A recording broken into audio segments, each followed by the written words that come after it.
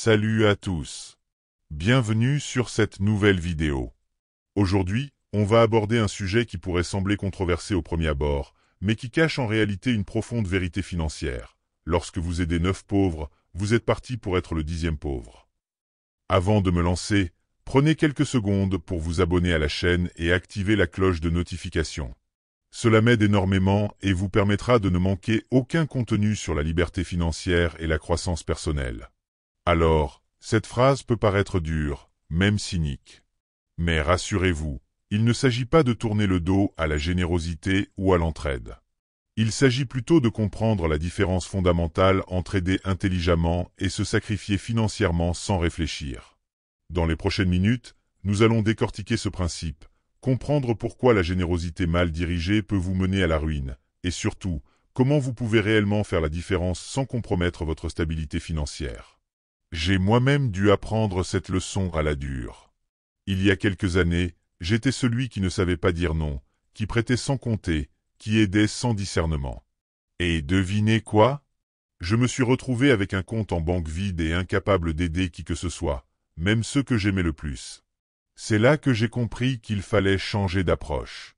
Aujourd'hui, nous allons explorer ensemble les mécanismes psychologiques derrière notre besoin d'aider, les pièges financiers à éviter, et les stratégies pour être généreux de manière durable et impactante. Alors, installez-vous confortablement. Cette vidéo pourrait bien changer votre rapport à l'argent et à la générosité pour toujours. La première chose à comprendre, c'est que l'argent obéit à des règles précises. Ces règles ne sont ni bonnes ni mauvaises, elles sont simplement là, comme la gravité. Ignorer ces lois financières, c'est comme sauter d'un immeuble en espérant ne pas tomber. L'une de ces règles fondamentales est que l'accumulation de capital nécessite de la discipline et des limites. Chaque fois que vous distribuez votre argent sans stratégie, vous sabotez votre propre stabilité financière. C'est mathématique. Prenons un exemple concret. Imaginons que vous gagnez 3 000 € par mois. Vous avez un ami en difficulté qui vous demande 500 € pour payer son loyer. Vous l'aidez. Puis un cousin a besoin de 300 € pour réparer sa voiture. Vous l'aidez aussi. Puis un collègue vous sollicite pour un prêt de 200 €. Et ainsi de suite. Que se passe-t-il? Rapidement, votre coussin financier disparaît. Vos projets d'investissement sont reportés. Votre épargne de sécurité s'évapore. Et le pire? Ces personnes que vous avez aidées reviennent souvent avec les mêmes problèmes quelques mois plus tard, car vous avez traité le symptôme, pas la cause. Une étude de l'université de Princeton a révélé un phénomène fascinant. Lorsque nous aidons financièrement quelqu'un de manière répétée, nous créons souvent une dépendance qui entrave son développement personnel. C'est ce qu'on appelle l'aide qui handicape, une aide qui, paradoxalement, maintient l'autre dans sa condition de besoin. Souvenez-vous de cette maxime, donne un poisson à un homme, il mangera un jour. Apprends-lui à pêcher, il mangera toute sa vie. L'aide véritable est celle qui permet à l'autre de devenir autonome, pas celle qui le rend dépendant de votre portefeuille. Mais pourquoi est-il si difficile de dire non quand quelqu'un nous demande de l'aide financière? La réponse se trouve dans notre psychologie profonde. D'abord, il y a ce que les psychologues appellent le biais de réciprocité. Nous sommes programmés pour aider ceux qui nous ont aidés, ou même ceux qui pourraient nous aider dans le futur. C'est un mécanisme social ancien qui nous a permis de survivre en tant qu'espèce. Ensuite, il y a la pression sociale. Personne ne veut être perçu comme radin ou égoïste. Cette peur du jugement nous pousse souvent à dire oui, même quand notre situation financière devrait nous faire dire non. Il y a aussi ce que j'appelle l'effet sauveur, ce sentiment gratifiant d'être celui qui résout les problèmes, qui vient à la rescousse. C'est une forme d'ego qui peut nous coûter très cher. J'ai connu un entrepreneur brillant qui avait bâti une entreprise florissante. Mais il ne pouvait s'empêcher d'aider financièrement tous ses proches qui lui demandaient. À tel point qu'il a fini par négliger ses investissements dans son entreprise. Résultat, son affaire a périclité, et il s'est retrouvé à devoir demander de l'aide à son tour. C'était devenu un cercle vicieux.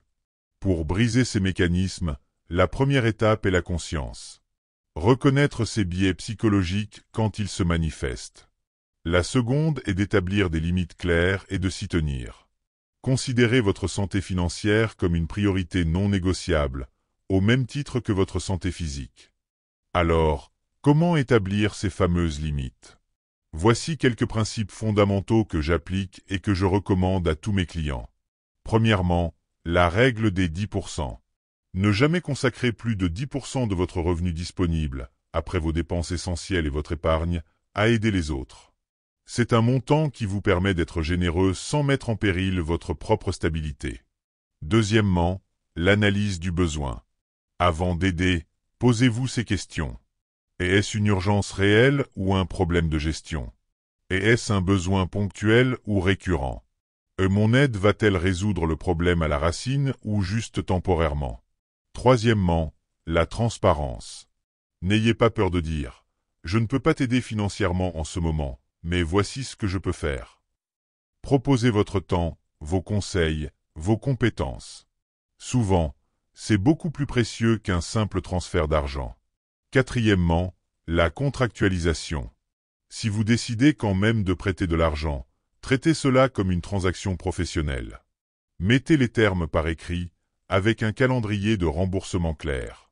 Cela peut sembler froid, mais ça clarifie les attentes et réduit les déceptions des deux côtés. J'ai un ami banquier qui applique une règle simple. Il ne prête jamais plus que ce qu'il est prêt à perdre. C'est-à-dire qu'il considère mentalement chaque prêt personnel comme un don potentiel. Si le montant lui paraît trop élevé pour être donné, il ne le prête pas. Cette règle lui a épargné bien des déceptions et des relations brisées. Maintenant que nous avons parlé des limites, abordons la façon d'aider intelligemment. Car oui, il est possible d'être généreux sans se ruiner. C'est ce que j'appelle l'investissement humain. L'idée est simple. Plutôt que de simplement donner de l'argent, investissez-le d'une manière qui crée un retour, tant pour vous que pour la personne aidée. Par exemple, au lieu de donner 1000 € à un ami pour payer ses factures, pourquoi ne pas investir ces 1000 € dans une formation qui lui permettra d'augmenter ses revenus? Ou dans un outil ou équipement qui l'aidera à démarrer une activité indépendante. J'ai personnellement aidé un proche à démarrer une micro-entreprise de services informatiques avec un investissement initial de 2000 €. Aujourd'hui, non seulement il m'a remboursé, mais il est financièrement indépendant et emploie même 2 personnes. C'est ça, l'aide qui transforme vraiment des vies. Autre approche, le mentorat financier. Parfois, les gens ont simplement besoin d'apprendre à gérer leur argent. Proposez-leur de les aider à établir un budget, à comprendre leurs habitudes de dépenses, à mettre en place un plan d'épargne. C'est un investissement de temps qui peut avoir un impact bien plus durable qu'un chèque. Il y a aussi l'approche collaborative. Plutôt que d'aider une personne seule, pourquoi ne pas créer un groupe d'entraide? J'ai vu des communautés mettre en place des systèmes de microfinance où chacun contribue un peu chaque mois, et à tour de rôle, un membre reçoit la somme totale pour réaliser un projet. C'est ce qu'on appelle une tontine dans certaines cultures, et c'est remarquablement efficace. L'aide stratégique implique également de savoir quand dire non. Si quelqu'un vous sollicite pour la 3e fois pour le même problème, sans avoir pris de mesures pour changer sa situation, lui donner plus d'argent n'est probablement pas la meilleure forme d'aide. Passons à un autre point clé, la générosité durable, le modèle du masque à oxygène. Vous connaissez ces consignes de sécurité dans les avions? En cas de dépressurisation, mettez votre propre masque à oxygène avant d'aider les autres. Ce n'est pas de l'égoïsme, c'est de la logique pure. Si vous perdez connaissance en tentant d'aider, vous ne serez utile à personne. C'est exactement le même principe avec l'argent. Vous devez d'abord assurer votre propre sécurité financière avant de pouvoir véritablement aider les autres. Concrètement, cela signifie constituer une épargne de sécurité couvrant 6 à 12 mois de dépenses et éliminer vos dettes à taux élevés. Mettre en place des investissements réguliers pour votre retraite. Protéger votre patrimoine avec les assurances appropriées. Et seulement ensuite, allouer une part de vos ressources à aider les autres. Ce n'est qu'une fois ces fondations solides que vous pouvez envisager d'aider substantiellement sans risquer de compromettre votre avenir. Je connais un homme d'affaires qui a bâti plusieurs entreprises prospères. Aujourd'hui, il consacre près de 30% de ses revenus à des œuvres caritatives et à l'aide directe à son entourage. Mais il a attendu d'avoir atteint l'indépendance financière avant de le faire. Maintenant, Sa générosité est durable car elle repose sur des bases solides. Rappelez-vous, la vraie générosité n'est pas un sprint, c'est un marathon. Mieux vaut être en mesure d'aider modestement mais régulièrement pendant des décennies, que d'aider massivement une fois et de vous retrouver vous-même dans le besoin. Maintenant, parlons de l'approche la plus puissante, devenir un catalyseur financier. C'est le niveau ultime d'aide, celui qui permet de démultiplier votre impact sans démultiplier vos sorties d'argent. Un catalyseur, en chimie, est une substance qui accélère une réaction sans être consommée dans le processus. En finance personnelle, c'est la même chose. Vous facilitez le succès des autres sans épuiser vos propres ressources. Comment? Grâce à votre réseau, vos connaissances, votre expérience, votre crédibilité. Peut-être connaissez-vous un recruteur qui pourrait aider votre ami au chômage? Ou un banquier qui pourrait faciliter l'obtention d'un prêt pour un proche entrepreneur? Ou peut-être avez-vous des compétences que vous pourriez transmettre? J'ai personnellement aidé plusieurs personnes à obtenir des financements pour leurs projets, non pas en donnant moi-même l'argent, mais en les mettant en relation avec les bonnes personnes, en les aidant à préparer leur pitch, en validant leur business plan. Mon investissement? Quelques heures de mon temps. Le résultat pour eux? Des dizaines ou centaines de milliers d'euros levés. C'est ce que j'appelle l'effet de levier de la générosité. Votre impact n'est plus limité par votre portefeuille, mais démultiplié par votre influence et vos connaissances. Et le plus beau? Cette forme d'aide renforce votre position plutôt que de l'affaiblir. Elle élargit votre réseau, affine vos compétences, renforce votre réputation. C'est une forme de générosité où tout le monde gagne. Malgré toutes ces stratégies, vous ferez inévitablement face à des demandes d'aide financière auxquelles vous devrez dire non. Comment le faire sans nuire à vos relations? Voici un script que j'ai peaufiné au fil des années et qui fonctionne remarquablement bien. Je comprends ta situation et je veux vraiment t'aider. Mais je ne pense pas que te donner de l'argent soit la meilleure façon de le faire sur le long terme. Voici ce que je te propose à la place. Offrir une alternative non financière. Je suis convaincu que cette approche t'aidera davantage à résoudre durablement ton problème. L'essentiel est de montrer que votre refus ne vient pas d'un manque de volonté d'aider, mais d'une réflexion sur ce qui serait véritablement bénéfique pour l'autre. Si la personne insiste ou réagit mal, restez calme et réaffirmez votre position. Je comprends ta frustration, mais ma décision est réfléchie. Je tiens à t'aider d'une manière qui soit soutenable à long terme.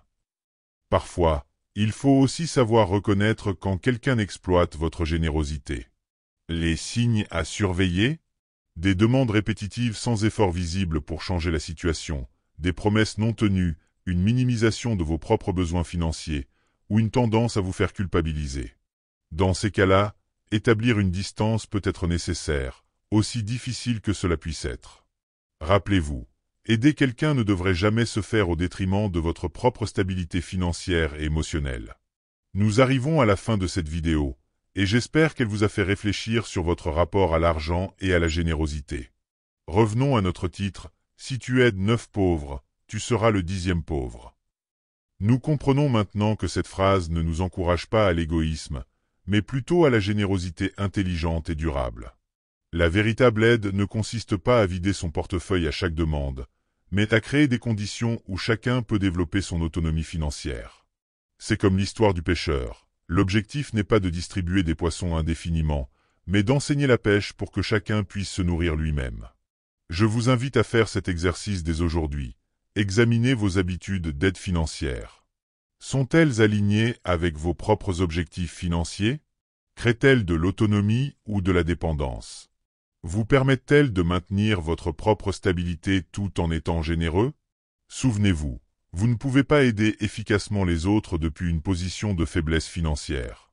Votre force économique n'est pas un luxe égoïste, c'est le fondement même de votre capacité à faire une différence durable dans la vie des autres. Si cette vidéo vous a été utile, n'hésitez pas à la partager avec quelqu'un qui pourrait en bénéficier. Laissez-moi vos commentaires ci-dessous, partagez vos expériences, vos stratégies, vos questionnements.